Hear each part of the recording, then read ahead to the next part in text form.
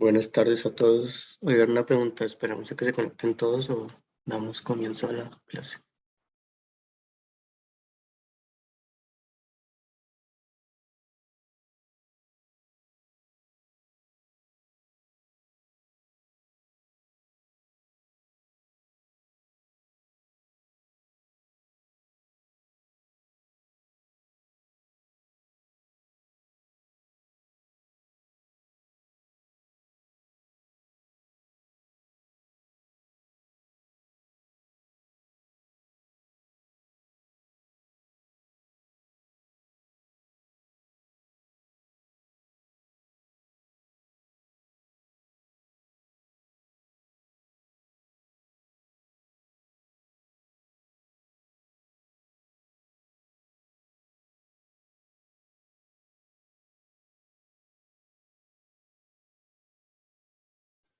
Buenas tardes.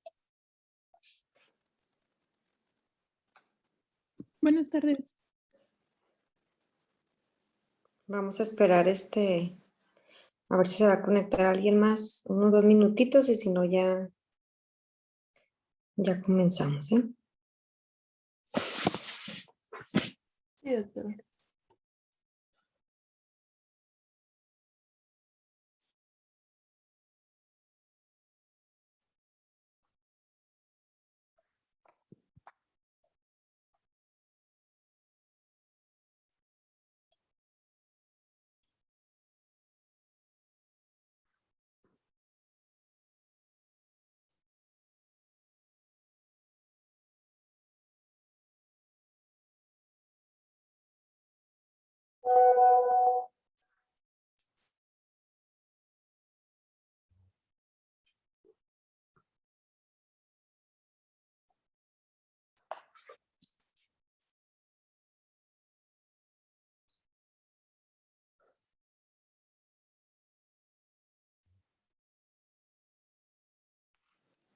Después de esta, ¿tienen otra clase o ya terminan su día? No, sí tenemos clases. Terminamos clases hasta la última es a las 8 de la noche. Empieza a las 8 de la noche. ¿Y en la mañana no tienen ningún horario disponible? Sí, es que en la mañana también tenemos clases desde temprano.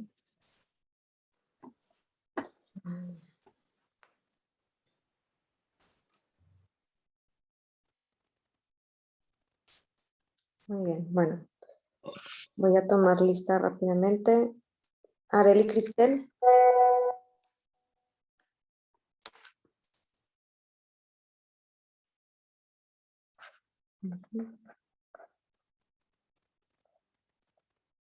Sandra Elena. Presente. Rebeca Carolina. Presente. Sebastián. María Fernanda. Presente. Perla Emilia. Presente. Irene Iracema. Se está conectando. Muy bien. Bianca. Presente. Claudia Yareli. Presente. José Pablo. Presente. Carla Montserrat.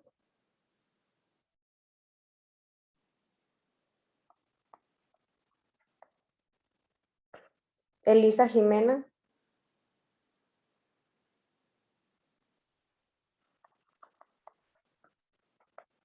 Jennifer Sofía. Presente. Doctora, me brinco a mí. Ah, sí. Itzel Citlali, ¿verdad? Sí. Ujú, muy bien, gracias. Milagros. Presente. Ángel Adrián. Presente. Yasmín. Presente. Norman. Presente. Carlos Jesús. Pedro André.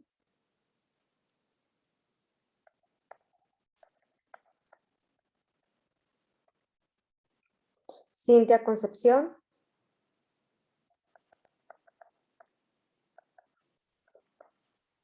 Daniel. Presente. Alfredo, Presente. Gamaliel. Presente. No, Gamaliel. Adrián. Zapata. Y José Tavares. Presente. Muy bien. Doctora, Mande. Soy Cristel Arias y estaba solamente que estaba teniendo problemas para activar mi audio. Ok, Cristel. Muy bien, gracias. Muy bien. Muchachos, voy a hacerles unas preguntitas nada más para reafirmar la clase pasada. Permítanme.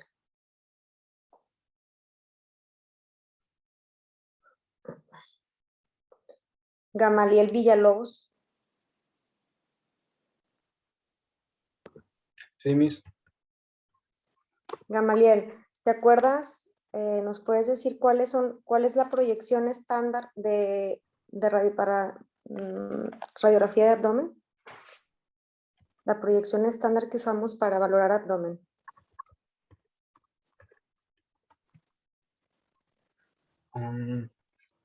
El estándar pues sería la del abdomen en decúbito de supino. Ujú, muy bien. Muy bien, Gamaliel.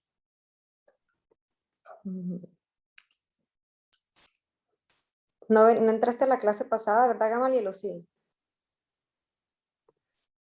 Sí, entré, Miss, y también le mandé el resumen. Ah, ok. Déjame te pongo aquí. Ok, en decúbito supino. Muy bien, Gamaliel. Te pongo una tachita. Sofía, Jennifer Sofía. ¿Cuáles son las proyecciones? Sí está Sofía, ¿verdad?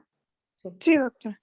Las proyecciones adicionales que pudiéramos hacer en abdomen.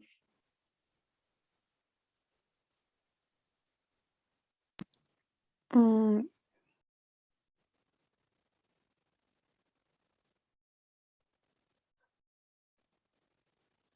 Ya Gamaliel nos dijo cuál es la proyección estándar, la que siempre tiene que estar, la que no puede faltar. Es la proyección en decúbito supino de abdomen. Pero nosotros podemos hacer otras proyecciones, podemos tomar otras proyecciones, dependiendo de muchos factores, ¿verdad? Si el paciente no se puede, si queremos valorar ciertas patologías, podemos pedir un tipo de proyección específica, por ejemplo, en pacientes que sospechamos de perforación, por ejemplo.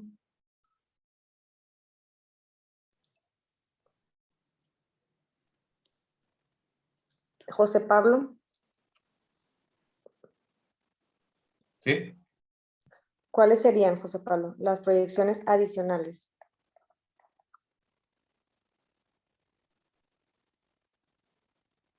Serían las de cubito o paciente en posición erecta. En bipedestación, ¿verdad? Sí, bipedestación, perdón. Ujú. En decúbito supino es la proyección estándar. Sí, cuando ustedes piden una radiografía de abdomen, si nada más les mandan una proyección, la que les van a mandar es una proyección en decúbito supino. No se les olvide esto, ¿eh? Cuando ustedes sospechen de perforación o sospechen de obstrucción, pueden pedir una adicional que es en bipedestación. ¿Qué es lo que veríamos en una radiografía de abdomen en bipedestación, José Pablo?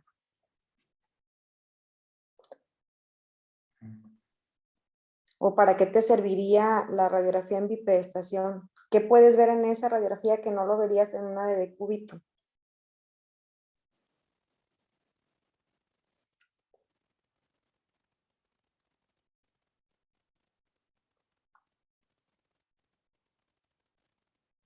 ¿Cuál fue la pregunta, doctora? ¿Cuál es tu nombre? Milagros.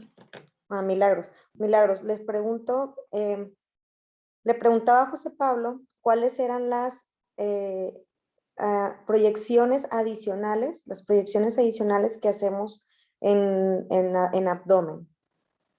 Gamaliel nos dijo cuál es la proyección estándar. Ya nos dijo que la proyección estándar es en decúbito supino. Las adicionales que podemos pedirle al paciente, sobre todo cuando sospechamos en obstrucción o en perforación, una de las adicionales, ya me contestó José Pablo, sería en bipedestación. Ahora le pregunto a José Pablo o a ti, Milagros, ¿qué es lo que yo encontraría en una radiografía en bipedestación? ¿Qué es lo que puedo ver en una radiografía en bipedestación que no lo voy a ver en una radiografía en decúbito supino? ¿No eran los niveles hidroaéreos? Niveles hidroaéreos, muy bien, Milagros. Niveles hidroaéreos. Si sospecho de una perforación, ¿qué otra proyección le puedo, bueno, en esa misma, en bipedestación, qué es lo que pudiera encontrar en una perforación? ¿Qué signo? ¿De gaviota? El signo de gaviota. Muy bien, Milagros. ¿Y qué proyección, qué otra proyección adicional nos serviría un poquito, nos fuera más útil, más bien, nos fuera más útil que una proyección en bipedestación? Si sospechamos en una perforación. ¿En decúbito lateral izquierdo? Podemos pedir un decúbito lateral izquierdo si sospechamos de una perforación y el paciente no se puede poner en bipedestación, ¿verdad? Esa es otra adicional, un decúbito lateral izquierdo. Pero si tú misma estás contestando, ¿verdad, Milagros? Pero si el paciente sí se puede poner de pie y sospecho en una perforación, ¿qué proyección nos serviría más que una radiografía de abdomen en bipedestación? PA de tórax en bipedestación. Ajá, una PA de tórax, muy bien, una radiografía en PA, muy bien, Fernanda. Entonces, no se les olvide eso, ¿eh? Entonces, cuando ustedes hagan la solicitud de una radiografía de abdomen, por un paciente que tiene abdomen agudo, en el que ustedes sospechan una perforación o una obstrucción, ustedes le van a poner radiografía de abdomen. Si nada más les mandan una proyección, lo más probable es que les van a mandar la proyección estándar, que es la en decúbito supino. Entonces, no vayan a esperar en esa proyección observar niveles hidroaéreos, porque el paciente está acostado. ¿Se acuerdan que les dije que cuando está completamente acostado, entonces el aire va a flotar hacia la superficie y se va a sobreponer el aire con el líquido? Entonces, no vamos a ver bien todo el aire, pero no vamos a ver niveles. A veces ustedes, bueno, hay médicos y hay técnicos que toman dos proyecciones, una en decúbito supino, perdón, y en bipedestación, o sea, pueden pedir las dos proyecciones. Entonces, ya si ustedes piden en bipedestación, pues van a ver los niveles hidroaéreos y puede ser que también vean si el paciente tiene una perforación, el signo de las alas de gaviota u otros signos de perforación que lo vamos a ver más adelante. Pero si ustedes de un inicio sospechan en una perforación y tienen limitadas las proyecciones, entonces pidan mejor una proyección de tórax, una PA de tórax para poder valorar. Ahí vamos a ver mejor el aire libre en cavidad abdominal, ¿ok? El signo ese que decíamos de las alas de gaviota. Y por último, bueno, ya me dijeron la del rayo, la horizontal, decúbito lateral. Entonces, si el paciente no se puede poner de pie y ustedes sospechan en una perforación, entonces lo ponemos de ladito con rayo horizontal y vamos a ver el aire que va a estar flotando o que va a estar en el contorno de la silueta hepática. Y nada más. Muy bien, muchachos. Podemos Doctora, empezar. Mande. buenas tardes, soy Sebastián Vandala. Tenía problemas con mi internet para entrar. Creo Muy que bien. pasó lista Sí. y mi Sí. compañero Adrián me marcó por teléfono que le están cambiando su módem. Tiene problemas. A ver si ahorita se conecta. Me dijo que iba a tratar de conectarse. Ok. Muy Sí, bien. Adrián Zapata. Ok, gracias. Ahorita Muy amable, no, a usted. Gracias. Una pregunta entonces, Sebastián, ya que estás aquí, que entraste con nosotros. ¿Qué estudio, si tú sospechas si tienes una patología, un abdomen agudo, sospechas de una perforación, de una apendicitis, cualquier patología, ¿cuál sería el estudio de elección que ustedes le pedirían al paciente? De que, o sea, si pudieras pedirlo, ¿verdad? Si te dijeran, doctor Pues, Sebastián, ujú. tienes aquí todos los estudios de gabinete que tú quieras y tú sospechas de que el paciente tiene una apendicitis, una perforación, un abdomen agudo. ¿Un ultrasonido pudiera ser? El de elección, no sería un ultrasonido. ¿Una Acuérdense que resonancia? acuérdense que en el ultrasonido, el enemigo, uno de los enemigos del ultrasonido es el aire. Entonces, por ejemplo, para ver perforación intestinal o asas intestinales con ultrasonido es muy difícil de valorarlo. Sí, una apendicitis, sí la vemos y vemos la dilatación del apéndice, el aumento de la grasa periapendicular, más ecogénica, vemos cambios, ¿verdad? Pero el estudio de elección para abdomen agudo sería una tomografía. Si ustedes la tuvieran a la mano, sería lo indicado, ¿verdad? Una tomografía axial computarizada. Acuérdense que la radiografía sí nos puede ser útil, pero aunque nosotros pensemos que tenemos una radiografía normal, no podemos descartar patología. Y si nosotros llegamos a ver un borramiento del psoas, por ejemplo, de un lado o de los dos lados, no podemos asegurar que hay una patología retroperitoneal tampoco. Entonces, la radiografía es uno de los estudios de gabinete más complicados de interpretar. Entonces, tenemos que hacer ojito para eso.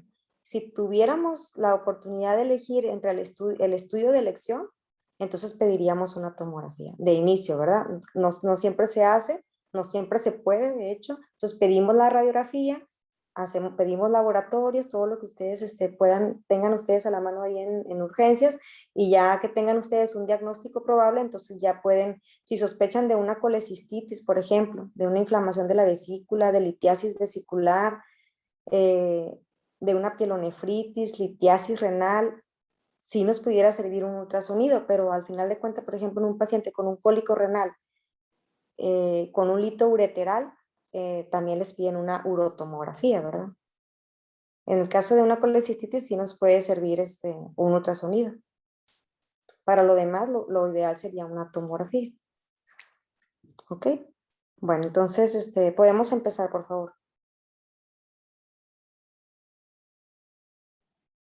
Bueno, pues buenas tardes a todos. Yo voy a hablarles un poco sobre el capítulo que trata sobre la identificación de la obstrucción intestinal y el ilio.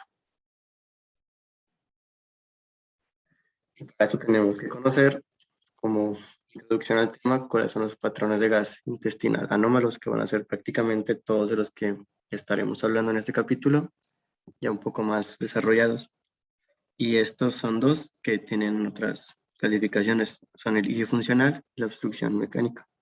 En el ilio funcional, pues existe también el ilio localizado, o llamado vaso de centinela, del que también hablaremos después, y el ilio adinámico generalizado. En cambio, en la obstrucción mecánica, es la obstrucción de intestino delgado y de intestino grueso. Y bueno, para eso tenemos que conocer cuáles son los patrones de gas anómalo, y empezamos con el ilio funcional. Pues bueno, esta categoría es de las principales y es un cuadro en el que se supone que una o más asa intestinal pierden la capacidad de propagar las ondas peristálticas del intestino. Generalmente esto se debe a un problema de irritación o inflamación local, y pues de manera en que se produce un tipo funcional de obstrucción a las asas que llegan a estar afectadas. Para esto pues hay dos tipos de hilo funcional, el localizado y el dinámico generalizado. En el localizado pues afecta únicamente a una o dos asas del intestino, que generalmente es el intestino delgado. En cambio el hilo dinámico generalizado pues afecta a todas las asas de los intestinos, tanto el delgado como el grueso.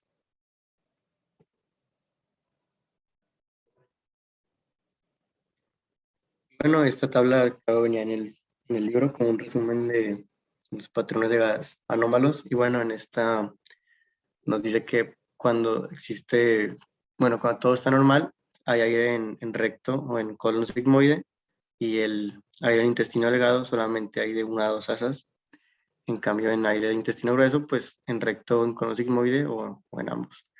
Cuando ya existe un hilo localizado, va a haber aire en recto o en colon sigmoide, y ya va a haber una distensión de 2 a 3 asas de intestino delgado. Y pues en lo que respecta al intestino grueso, pues en recto y colon sigmoide o en ambos también habrá aire. Como les comentaba anteriormente, cuando ya existe el hilo generalizado, va a haber aire en recto o colon sigmoide, va a haber múltiples asas distendidas y va a haber distensión del intestino grueso. Cuando sea una obstrucción de intestino delgado, pues no va a haber aire en recto ni en colon sigmoide, va a haber asas dilatadas de intestino delgado y no va a haber aire en intestino grueso. A diferencia de la obstrucción de intestino grueso, como su nombre lo dice, pues no va a haber aire en recto de colon sigmoide, generalmente no habrá aire en intestino delgado, a menos que la válvula ileocecal pues sea incompetente, y pues habrá una dilatación en el intestino grueso.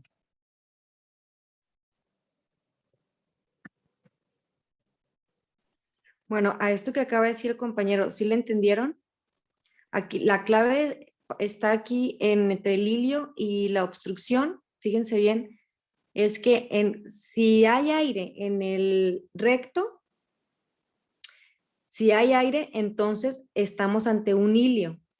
Si no hay, entonces probablemente se trata de una obstrucción. Entonces, esto es lo que nos va a diferenciar entre un hilio y una obstrucción.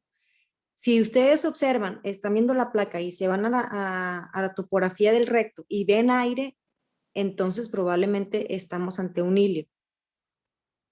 ¿Ok? Si no, es una obstrucción. Aunque puede llegar a pasar que no veamos aire también en un hilo, ya lo vamos a ver más adelante, pero lo más común es que si no vemos aire en recto o en colon sigmoides, es una obstrucción.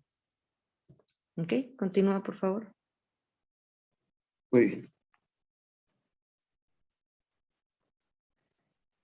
Bueno, y ahora lo que respecta de manera muy breve a la obstrucción mecánica, pues es la siguiente categoría de patrón de gas anómalo. Y bueno, en las situaciones de obstrucción mecánica hay una lesión física, orgánica y obstructiva que va a impedir el contenido intestinal se desplace más allá del punto de bloqueo de los intestinos tanto delgado como grueso. Y esta pues también se clasifica en dos tipos, la obstrucción de intestino delgado y obstrucción de intestino grueso, como les comentaba un poquito en la tabla, en la clasificación, como ya nos comentó también la doctora. Y bueno, para conocer eso tenemos que conocer un poco de lo que son llamadas las leyes del intestino. De manera muy breve, pues bueno, el intestino reacciona frente a una obstrucción mecánica de manera más o menos predecible. ¿A qué me refiero con esto? Bueno, pues las asas proximales a la obstrucción se muestran rápidamente dilatadas por aire líquido o incluso por ambos.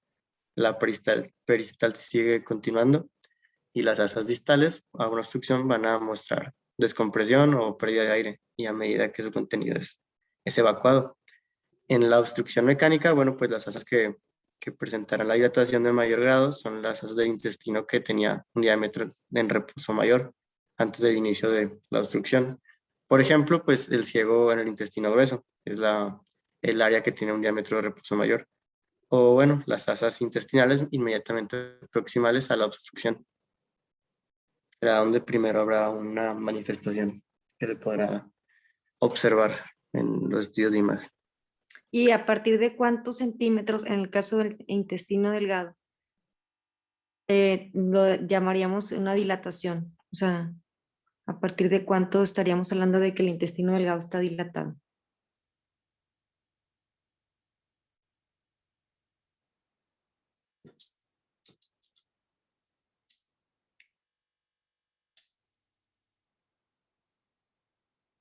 ¿Alguien que se acuerde? ¿De 3 centímetros? Sí. Sí, ¿se acuerdan de la regla de 3, 6 y 9? Perla, ¿verdad? Sí, es delgado 3 centímetros, el grueso 6 centímetros y el ciego 9. Ajá, muy bien. Continúa, por favor. Bueno, pues asimismo la mayor parte de pacientes que tienen obstrucción mecánica sufren alguna forma de dolor abdominal, distensión y estreñimiento. Bueno, la obstrucción prolongada con presiones intraluminales persistentes elevadas puede originar compromiso vascular, necrosis y perforación en el asa intestinal que esté comprometida. Bueno, pues vamos a hablar de hilo funcional localizado, las llamadas asas de centinela. La fisiología de esto, pues bueno, la irritación focal de una o varias asas intestinales va a tener lugar con mayor frecuencia debido a la inflamación de un órgano adyacente. Por ejemplo, la pancreatitis puede afectar a las asas intestinales, que están localizadas en el hipocondrio izquierdo, y la diverticulitis, pues a las asas de la fosa ilíaca izquierda. Las asas afectadas son casi siempre asas del intestino delgado, y dado que anuncian la presencia de un proceso patológico subyacente, se denominan asas de centinela. Esto, pues bueno, también mismo en la fisiología de esto, la irritación de estas asas pues hace que pierdan su función normal y su peristaltismo, de manera que muestran aperistalsis y eso induce secundariamente a su dilatación. Dado que el hilo funcional no va a dar lugar a un grado de obstrucción que se produce en la obstrucción mecánica, pues sigue pasando algo de gas por el intestino más allá del punto del hilo localizado, y bueno, el aire generalmente en el recto del colon sigmoide es visible en su interior. ¿Cuáles son las causas para el hilo localizado? Pues bueno, dependiendo también de su localización y donde puede estar algún órgano adyacente, va a tener relación con la causa. Por ejemplo, si es en el hipocondrio derecho, pues la causa generalmente puede ser una colecistitis. En la izquierda una pancreatitis, en la fosa ilíaca derecha pues una apendicitis, en la fosa ilíaca izquierda una diverticulitis, y en la parte media del abdomen puede ser una úlcera o un cálculo renal ureteral.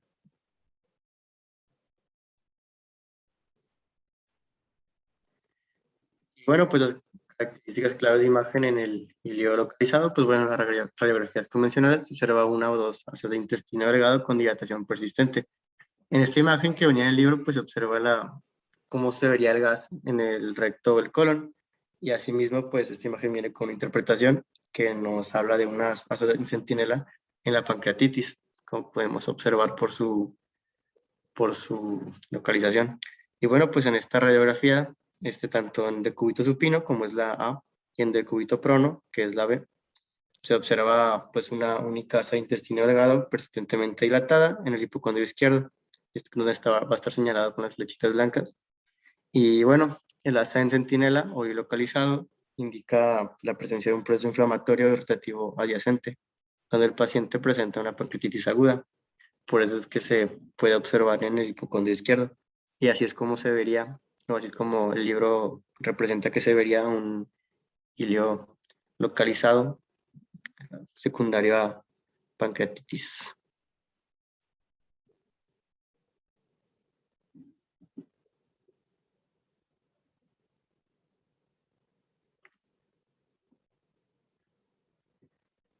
Ok, pasando a lo que respecta al hilio funcional generalizado o el hilio dinámico, como también se le puede decir. Pues bueno, en todo el intestino va a mostrar una peristalsis nula o hipoperistalsis, una disminución en la misma peristalsis, y bueno, el aire deglutido va a hidratar todas las asas del intestino delgado y grueso, y pues estos van a parecer que está llenos de líquido.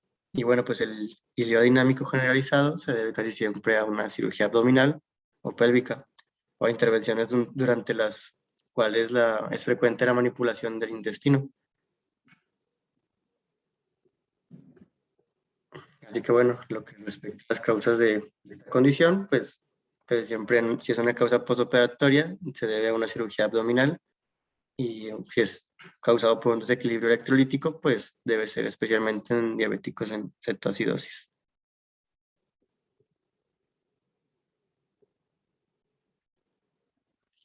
Bueno, lo que va a caracterizar en las pruebas de imagen a esta condición, al hilo dinámico generalizado, pues bueno, todo el intestino va a estar dilatado y va a contener aire, tanto el grueso como el delgado. También puede llegar a estar dilatado un poco el estómago. Bueno, pues la ausencia de peristalsis, como les comenté anteriormente, y la producción de secreciones intestinales va a hacer que haya niveles hidroaéreos largos en el intestino, lo que va a ser muy factible para la identificación. las pruebas de imagen. Y bueno, dado que no se trata de una obstrucción mecánica, debe observarse gas en el recto o en el colon sigmoide.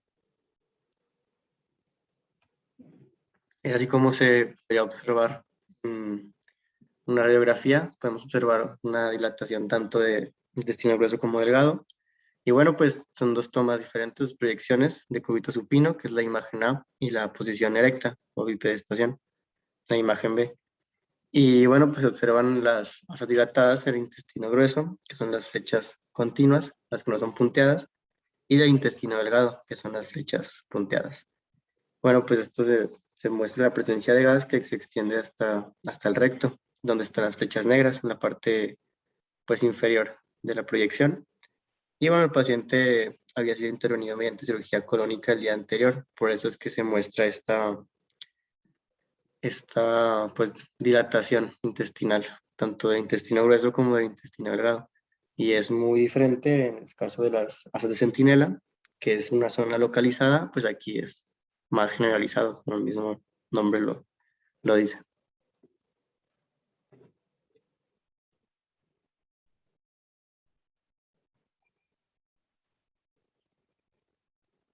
Bueno, pasando un poco a lo que respecta a la obstrucción mecánica u obstrucción del intestino delgado, pues de esto se trata la fisiopatología, es que hay una lesión en el interior o exterior del intestino delgado que va a obstruir la luz.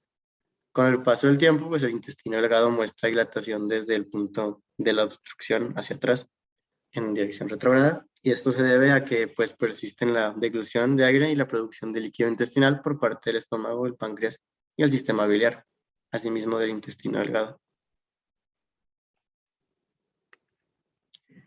Pues bueno, también es importante comentar que la peristalsis se mantiene y puede incrementarse en el intento de superar la obstrucción. Como les comenté anteriormente, pues continúa la dilución de aire y de secreciones. Entonces, pues por eso va a incrementar el intento de superar esta obstrucción. Y bueno, este proceso pues puede generar la aparición de ruidos intestinales hiperactivos y de tono alto. A medida que transcurre el tiempo, pues bueno, las ondas peristálticas van a vaciar el intestino delgado y el colon desde el punto en que la obstrucción de manera anterógrada hacia adelante. Pero bueno, si la obstrucción es completa y ha transcurrido el tiempo suficiente desde el inicio de los síntomas, generalmente ya no se observa el área en el recto ni en el colon sigmoide.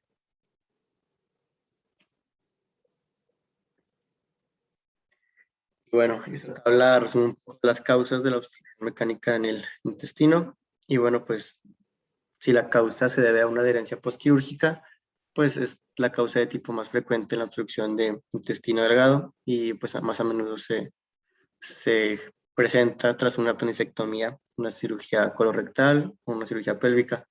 La observación de un punto de transición en la tomografía computarizada, que también les hablaré un poco de ante esto, que también es, pues como comentaban anteriormente, el estudio que se debe considerar de primera elección para poder identificar esas condiciones. Pues bueno, del intestino delgado, su identificación de otra causa representa con mayor frecuencia, pues, adherencias. Si la causa se debe a un tumor maligno, pues bueno, los tumores malignos primarios de intestino delgado son infrecuentes. Los tumores secundarios como carcinoma gástrico, el carcinoma de colon y el cáncer ovárico pueden comprometer la luz del intestino delgado. Si la obstrucción del intestino delgado se debe a una hernia, pues puede observarse una hernia inguinal en las radiografías convencionales cuando se detectan masas intestinales con aire sobre el agujero obturador. Si se debe a un hilio por cálculos biliares, pues puede visualizarse en las radiografías convencionales o en la tomografía computarizada cuando se detecte el aire en el árbol biliar, y ocasionalmente se observa un cálculo biliar en la fosa ilíaca derecha. Puede no presentarse, pero también puede que sí.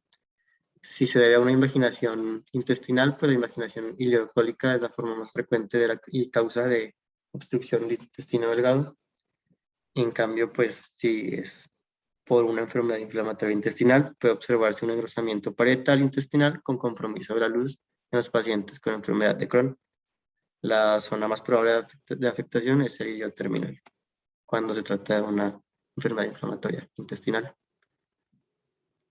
de causa inmunológica, en este caso. Entonces no se les olvide cuál es la causa principal de obstrucción de intestino delgado, ¿eh? Es pregunta de examen.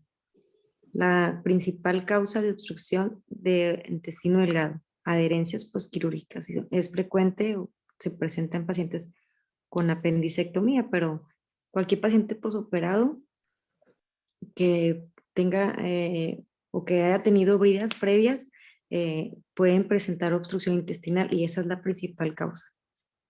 Continúa, por favor.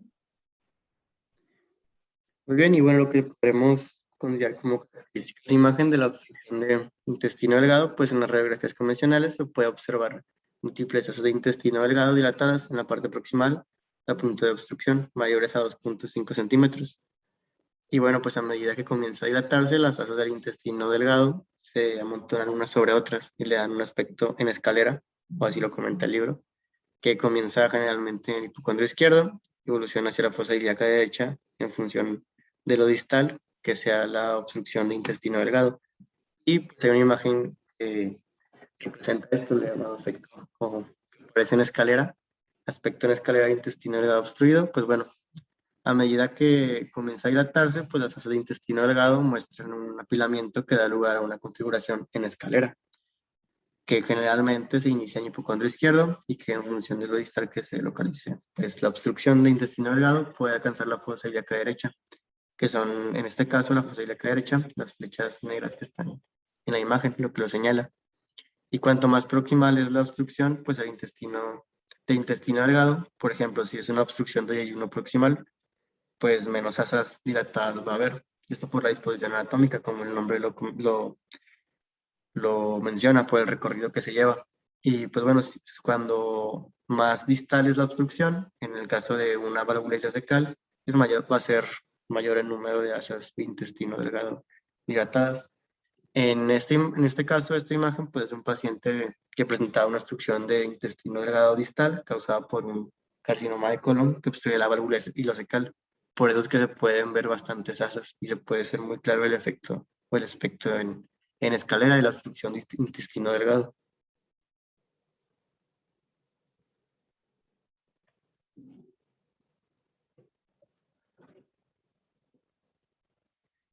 Bueno, en la comparativa, pues en la obstrucción mecánica de intestino delgado siempre se observa una dilatación del intestino delgado, como el mismo nombre lo dice, desproporcionada comparada con el colapso del intestino grueso.